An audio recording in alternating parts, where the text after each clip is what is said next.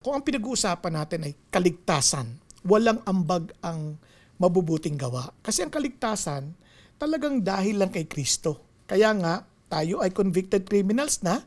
Kumbaga, for the wages of sin is death, but the free gift of God is eternal life. So kung ikaw ay convicted criminal, you're just waiting for the final execution, which is death. No?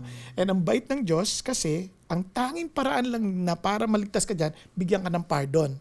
Dahil just si God, si Jesus ang umako ng kaparusahan para tayo ay maligtas. Now, anong role ng mabuting gawa?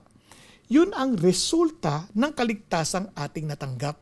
Na ibalik tayo sa original design natin to do good works. Kasi when we were created, tayo ay magsisilbi sa lahat ng creation ng Diyos. So, binalik niya tayo sa ganung purpose. Kaya alam niyo yung kasalanan, napakamakasarili, lagi nakasentro sarili.